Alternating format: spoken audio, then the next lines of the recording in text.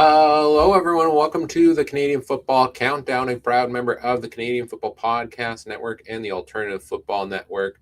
Ryan Coop back again with the 2026 CFL Fantasy Draft Guide. The CFL season kicks off in under a week at this point, and CFL Fantasy is live. Drafts are underway, and we're here to break down a different topic each time to help you with your CFL Fantasy Draft strategy. I've talked about quarterbacks already. I've talked about running backs. Just dropped a video on handling bye weeks. You can find all three of those on our YouTube channel.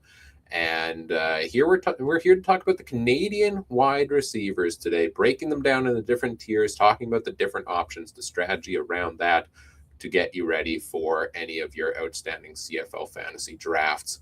The Canadian wide receivers are very important for draft strategy. You do have a national spot you need to fill in your weekly lineup, and there aren't too many Canadian running backs out there. Brady Oliveira is really the only definitive starter, and he's going to go off the board in round number one. Yeah, maybe Johnny Augustine, Daniel Adeboboye, etc. get some play time there for Hamilton, for Ottawa as kind of depth pieces later on. But for most people, you're going to be trying to fill that weekly national spot with a wide receiver. And that means, everybody recognizing that the Canadian wide receivers are going to go off the board early and often in fantasy drafts, from what I've noticed so far.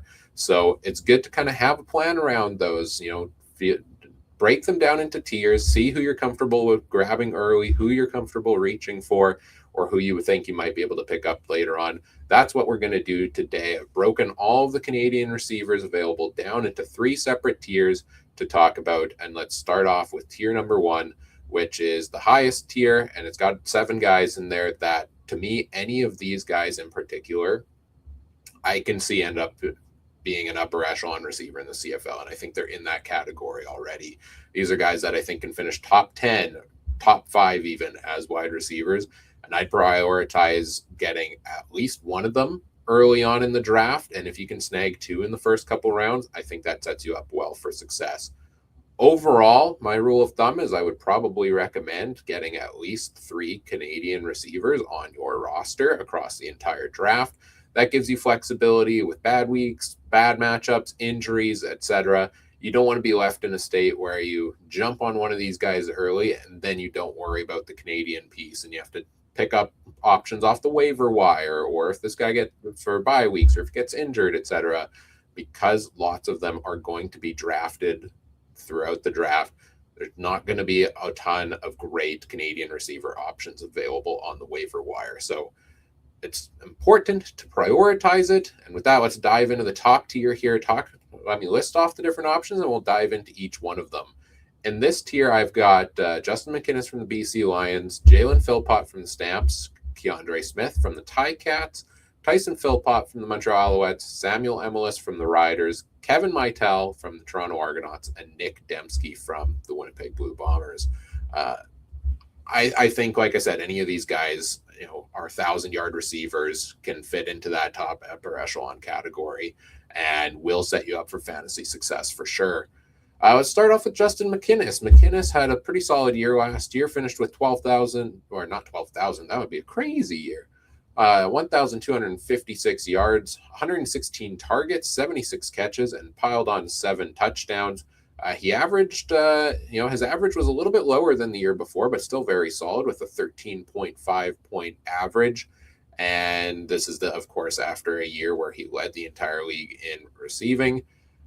It was a bit of an up and down year. He kind of had a quiet start. I look at the stretch between like weeks 4 and week 8 where he had, 3.6, 2.2, 3.8, and 4.3 in 4 out of those 5 games. And it had me wondering, was Justin McInnis just Vernon Adams' favorite target and Nathan Rourke's not feeling it? But then he picked it up down the stretch. He put up 3 games of over 20 points. He put up over 10 in most of his games in the second half of the season. And that really elevated those season-long totals. And I think we see much of the same. They've got that connection. Nathan Rourke's going to throw the ball a ton. There's going to be tons of opportunities for touchdowns as well. And McInnis and Hatcher are kind of your number 1, number 2 real big pieces in that regard that they're going to lean on over and over. So I expect Justin McInnis to go in basically in the first 2-3 rounds of every single draft this season. Let's talk about Keandre Smith as well. Keandre Smith really started slow last year again. 4 out of his first 5 games under 10 points, but then the middle stretch of the season was explosive. A 39.8 point game, a 26.8 point game, a 24.1, and he had a lot of games down the stretch as well of 12 plus points in there also. So Keandre Smith, 1,126 yards, 5 touchdowns last season. I think he has clearly developed a connection with Bo Levi Mitchell and Hamilton, another team that you know is going to throw the ball an awful lot. And if Bo's throwing it, he's probably throwing it to either Kenny Lawler or Keandre Smith as kind of your top 2 targets over there in Hamilton. Tim White going over to Winnipeg frees up a lot of targets as well and a lot of opportunities for Keandre Smith. I know they brought in guys like Curly Gittens Jr. who are going to eat into that workload and slide in there, but I do see this as more opportunities available for Smith, and I see him easily being able to keep pace with the numbers that he hit last year with 1,126 yards.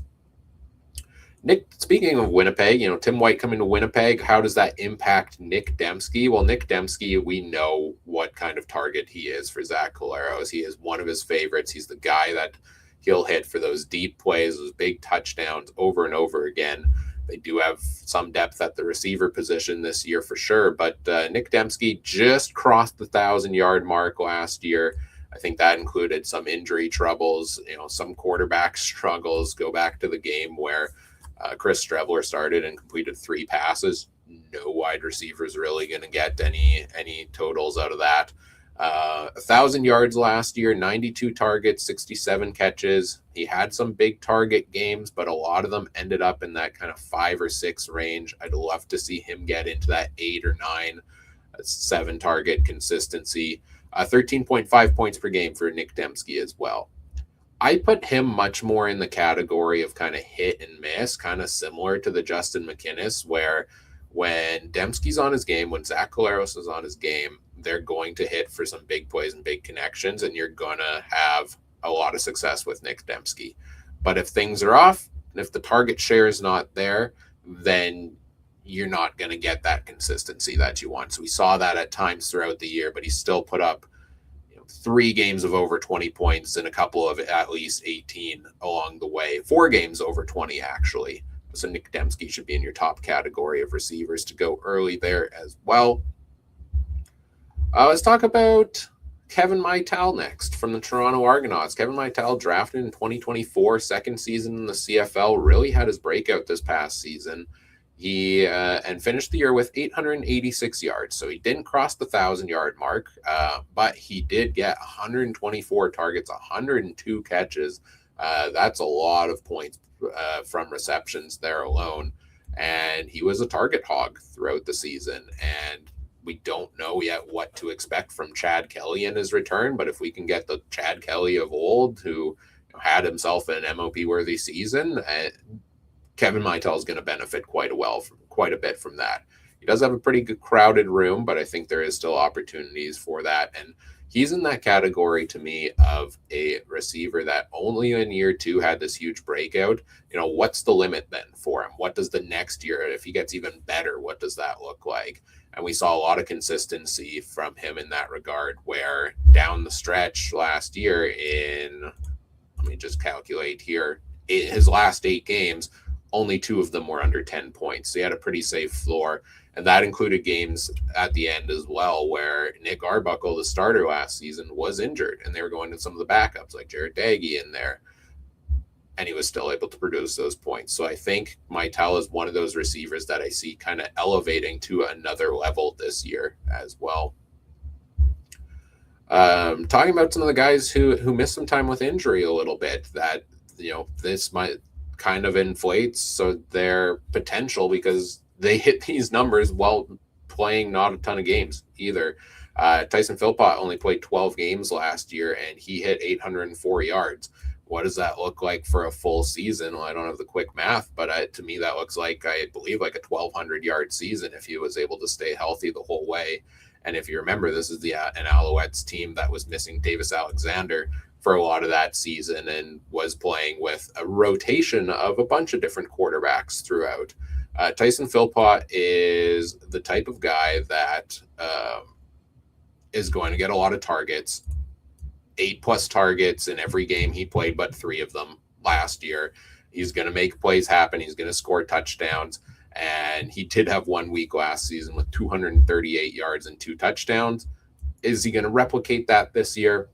I mean, you can't really bank on that, but still a 14.4 point average puts him really in the upper echelon. And another guy who's only been around for a couple of years, and if he can stay healthy all season and get past those injury issues, Tyson Philpott could be very well in the conversation for number 1 receiver in the CFL, especially with the continued growth of Davis Alexander. Samuel Emilus in Saskatchewan is another guy who missed a lot of time, and I found that he can actually fall a little bit in fantasy drafts beyond where he should fall to, because his overall totals weren't too high, and that makes people forget about him. I got him in one draft in round 5 because he kind of fell off the radar for a lot of people. I would hope he goes earlier. I would try to jump on him earlier. He would be in the conversation for one of the top Canadian receivers for me. Only played 7 games, but averaged 15.4 points in that span. Of his 7 games, 3 of them were over 100 yards. He had 2 touchdowns in there. He averaged 6.9 targets a game, which is a really solid target load. And if you look at Saskatchewan's wide receiver room this year, Dante Myers is off to the NFL. You have, Tommy Neild is gone. Ajo is gone. Blanking on who else from, let me take a quick look at who else is gone, but they've lost a lot of depth there as well. Sean Bain Jr., I know he only played a couple of games. He's gone. Joe Robustelli off to the Edmonton Elks. Mitch Picton retired. So to me, Saskatchewan's really got to lean on, if Emilus is healthy, he's going to be a guy they're going to lean on together with Keyshawn Johnson as the number 1, number 2 guys in that lineup that Trevor Harris is going to look to connect with early, often, and plentiful and successfully in that regard.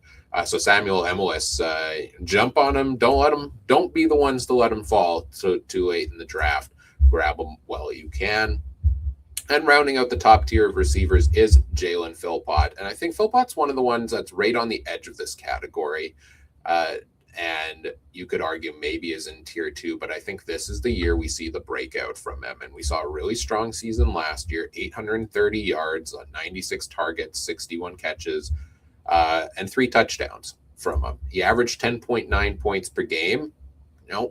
A lot of the Calgary receivers understandably didn't do that great because Vernon Adams didn't complete a lot of passes last year.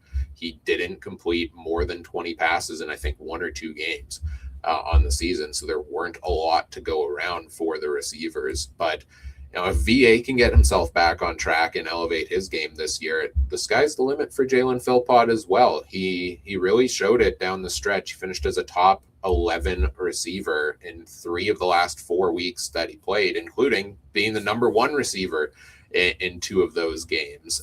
And to me, this is a case I see as well of positive touchdown regression.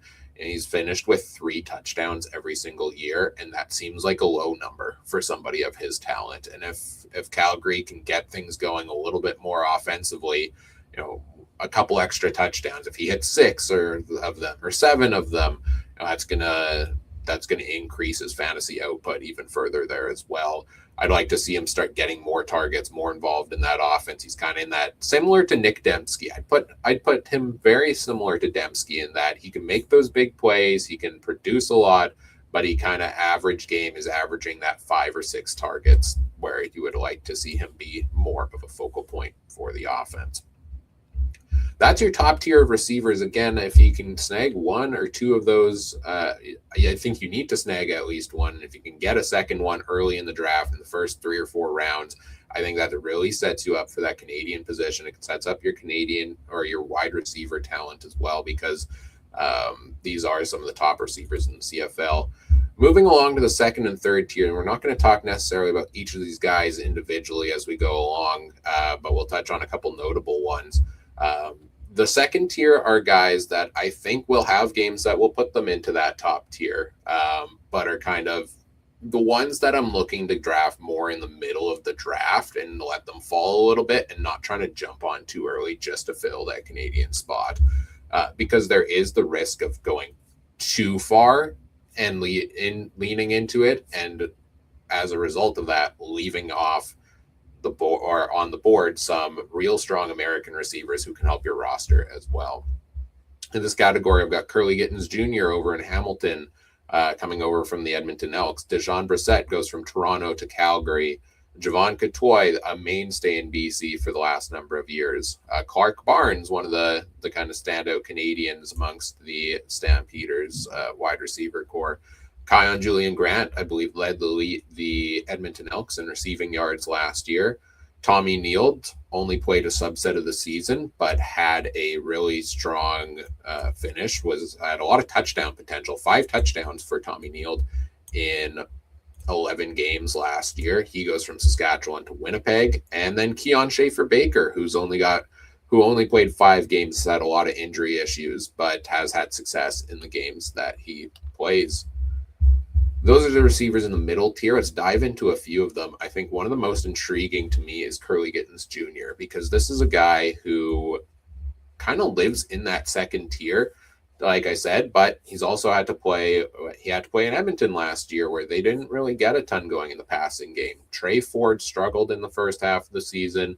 Cody Fajardo came in, but he wasn't throwing 300 yards a night. So Curly Gittens Jr. now comes over to Hamilton. He, in my opinion, slides into that Tim White spot in the slot where Tim White has had 1,000-yard seasons. And if he can get a lot of targets, because Levi Mitchell's going to throw the ball a lot more than the Edmonton Elks had been doing last year, I think Gittens Jr. is going to elevate his game here. He's got 777 yards on 90 targets and 62 catches with the Elks last year. I don't see why he can't hit 900 yards, maybe 1,000 yards here with the Ticats, get a couple more than the 4 touchdowns he had as a result of that. He did average 9.7 points per game on the season last year, had a handful kind of in that 10 to 15 point range consistency-wise, and I think there's going to be some improvement there. So if you want a Ticats receiver and you miss out on Kenny Lawler and you miss out on Keandre Smith, then Curly Gittens Jr. to me is the third best option in that offense.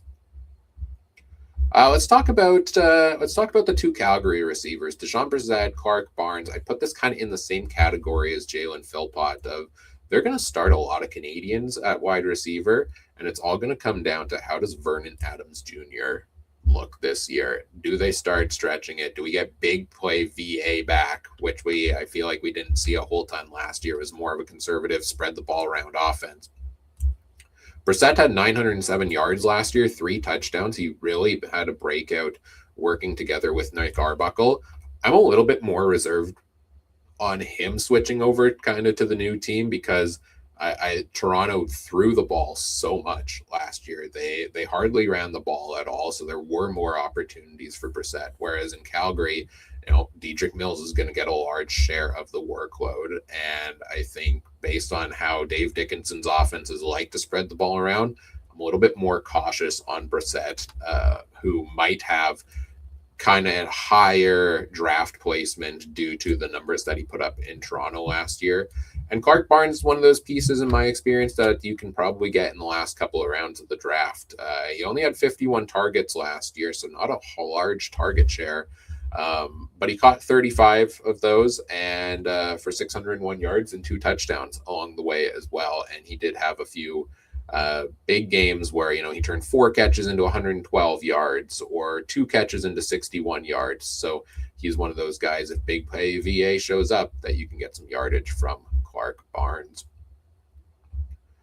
Let's see, who else in this category do we want to talk about? Javon Catoy is always going to be that, have those big games. He had a couple games last year, 4 times last year, where he finished in the top 10 receivers on the week, but also a lot of weeks where he was the 30th in that regard. And not much has changed for that offense. I know Aiden Eberhardt, who had 800 or so yards, has gone off to Ottawa, but it's kind of next man up in there. I don't think that changes a ton for Javon Catoy's placement in terms of usage in that offense.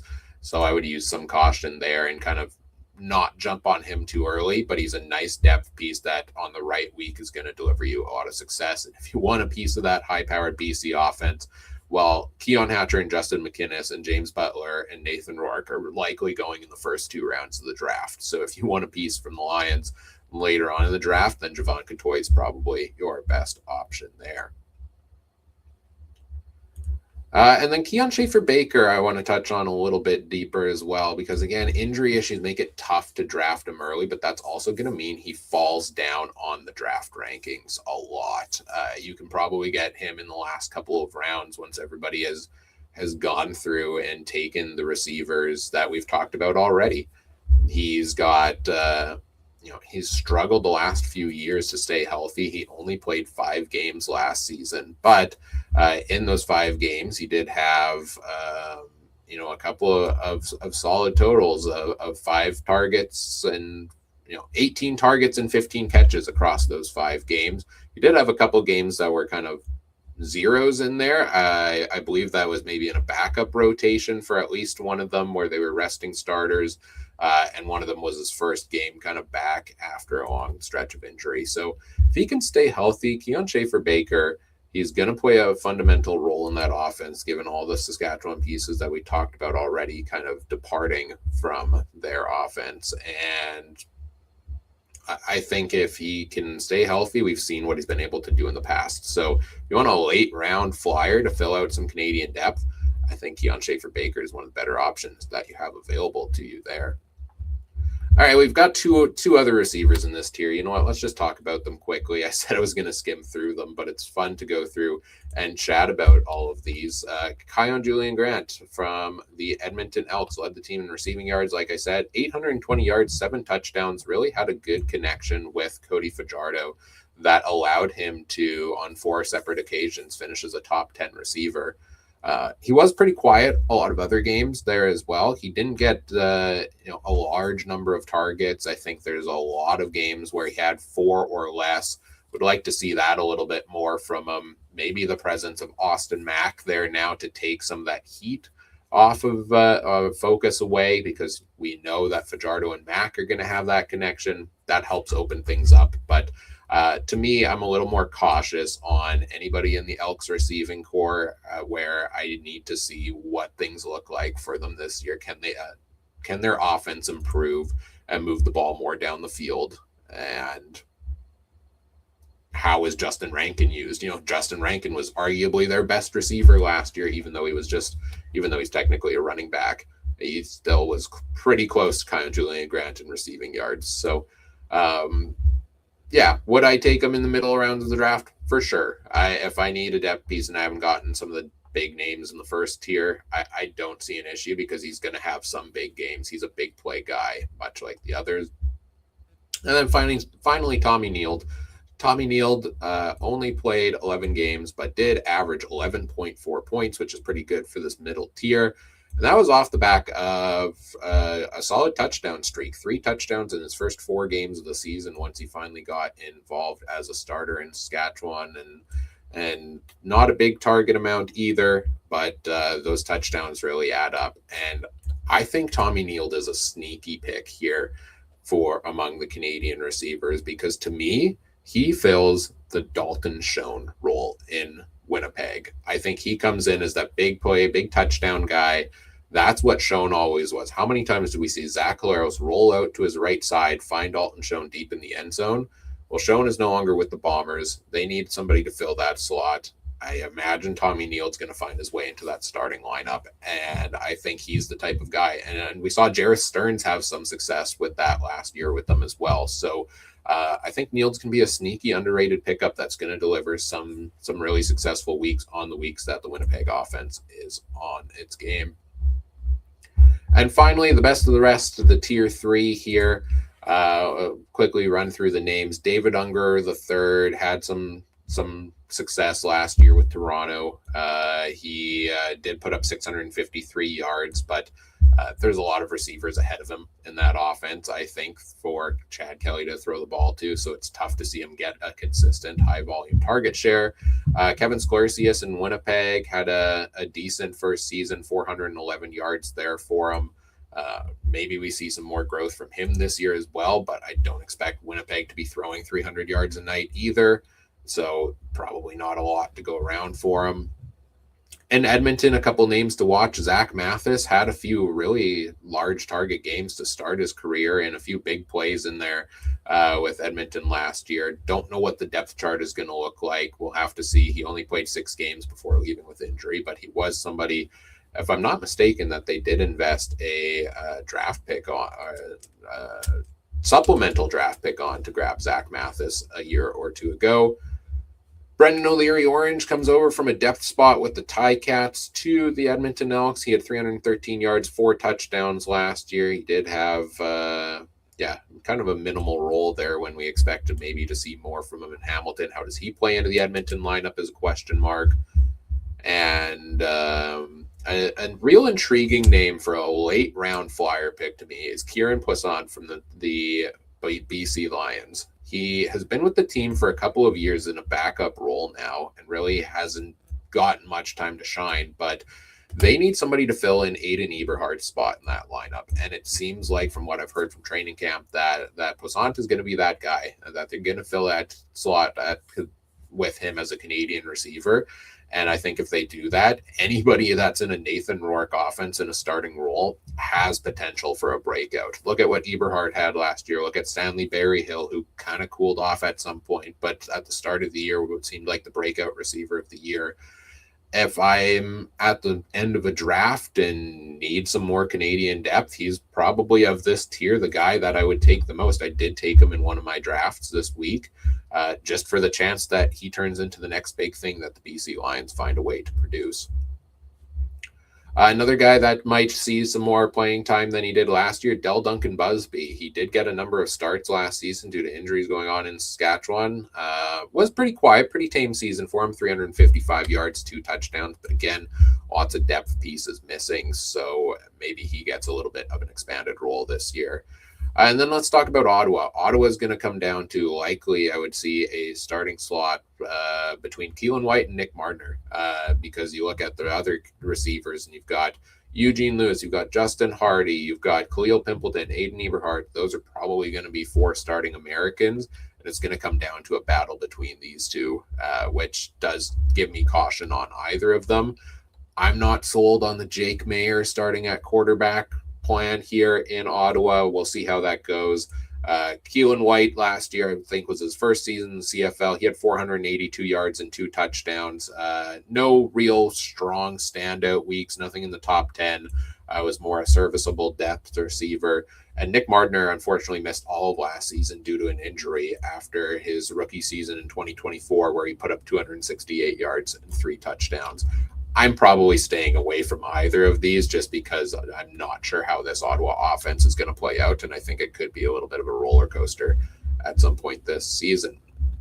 There, we've done it. We've gone through every single national wide receiver that I have on this list for consideration. Obviously, there are some others that are out there, some unknowns coming into training camp that might play themselves into roles as well, but these were the most notable to stand out to me when I looked at each of the teams' rosters and depth charts. Hopefully that gives you some perspective of who do I need to reach for early in the draft, who am I looking for to fill that spot in the middle, and who can I find as depth late in the draft to really pad out that national talent, fill out that national flex spot, and give you some flexibility and some bench depth there as well. That's it for this guide on the Canadian wide receivers. Again, check out the quarterback and running backs and bye-week videos of the 2026 CFL Draft Strategy Guide. Those are all available on the channel. Hoping to fit in some more in the next couple of days as well. And we've got our live annual tradition CFC Fantasy Draft Special. Not live, uploaded after the fact due to some technical restrictions, but we will be dropping that Saturday night, a full draft perspective for you from everybody here on the CFC crew. So look forward to that coming this weekend as well. And then coming into next week, we'll start previewing week 1 of weekly CFL Fantasy as well. Lots to come here on the Canadian Football Countdown, a real heavy CFL fantasy focus. So if you've found this video and have never seen the show before, make sure you subscribe, because there's going to be lots of great content and fantasy insight to come all season long here on the Canadian Football Countdown. Subscribe on YouTube to catch all of these kind of one-off videos. Subscribe on the podcast platforms, whatever you listen on, for all of our main episodes as well. You can find us on all socials at CF Countdown Pod, and check out our Discord community also. Link is in the episode description. It's free to join us over there. Lots of CFL fantasy chatter from a great community of passionate CFL fans, and we've got a little bit for everybody when it comes to the CFL going on there as well. We'd love to have you join us over there. As always, appreciate all of the support for the podcast. Thank you for listening. Take care. Have a good one. Bye.